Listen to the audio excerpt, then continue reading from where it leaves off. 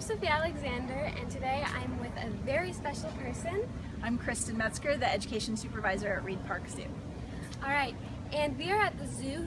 We are going to hopefully improve it with the bond money that we get, and we are standing in front of what hopefully will be the new pygmy hippo enclosure. Could you tell me some more about that? Sure, absolutely. So it's kind of a big project. What we're going to do is build a few different animal exhibits, and the feature one is going to be the pygmy hippos. Yeah. So what we want to see here is an African lodge. So there'll be some indoor space with some air conditioning, some different places to do activities and have places for kids to play and kind of interact.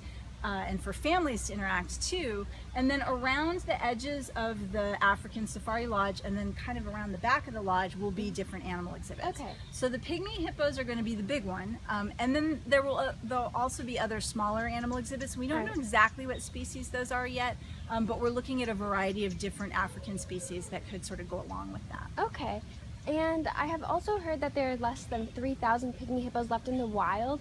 So how will this getting the pygmy hippos help in their conservation efforts? Sure. Well, it's a little bit indirect. So they are endangered in the wild, and we're concerned about their populations. So although we will hopefully be breeding them at our zoo, we don't know for sure yet. They're part of a managed breeding program, so it'll kind of depend on what the need is for zoos all around the country and around the world.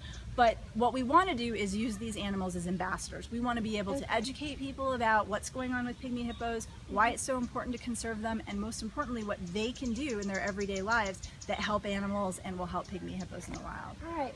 And how much money will the zoo be getting to fund this project? So we're looking at funding from a variety of sources. The whole project is about a $20 million project. Okay. And we're looking at about half of that coming from the bond package, so $10 million from the bond package. And then the rest of it we have to raise in a variety of different ways. So we're looking at different ways. I pointed out where the carousel is going to be. That will help raise revenue. The Zoological Society will be looking for donations and other revenue sources. So it's going to be a bunch of different ways, but the big piece of it's going to be from that bond package. All right, well, thank you so much. You're welcome. So if the bond does pass, how long will it take to get the pygmy hippos? What's the timeline for the project? Well, it's a pretty big project, so construction, we'd be looking at starting in someplace between 2018 and 2020. So it's not going to happen right away. There's quite a bit that'll happen before that. So really the earliest that this project would be completed would be 2020, and that's ambitious, probably. All right. And would this project be possible without the bond money? Not on the timeline that we're talking about. So if the bond passes, we'll have the funding. The Zoological Society is also providing funding to assist with the project. But if the bond doesn't pass, then this project just can't go forward right now. So how many visitors a year come to the zoo? We get over 600,000 visitors at the zoo, which is a huge number. It's more than any place else in Tucson gets. And that's increased a lot since we opened our elephant exhibit. We know that new exhibits really get people excited about the zoo. And a lot of our visitors are local people who live here and they come back regularly. But we really want to make sure that we're also giving people from out of town something fun to do, a lot of new attractions for people who don't come here as often. We really think that'll increase our attendance, so the new expansion will really increase our attendance even more. What projects have been funded at the zoo by the bond? So really the only bond money that's come to the zoo has been for the front gate renovations, which was many years ago. We did certificates of participation for our South America exhibit, which is a little bit different, but this is the first time we've been included in a big county bond election.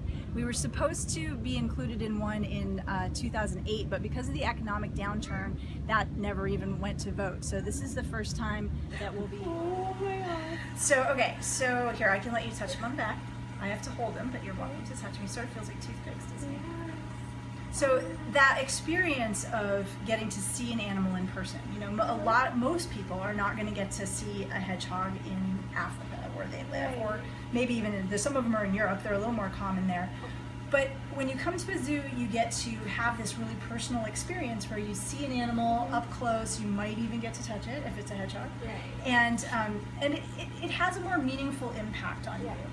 And what we hope is that that makes you more likely to care about what happens to hedgehogs in the wild, or whatever other animal it is, and to really be committed to preserving the environment and to, donating funds to conservation, or whatever it is that you can do personally to make sure these animals are available in the wild to us. So yeah, even though they're in captivity, they serve this really important purpose.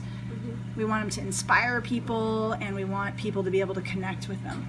So the types of exhibits that we're working on are ones where you can get up really close to stuff, where you can have that experience that you wouldn't be able to have anyplace else.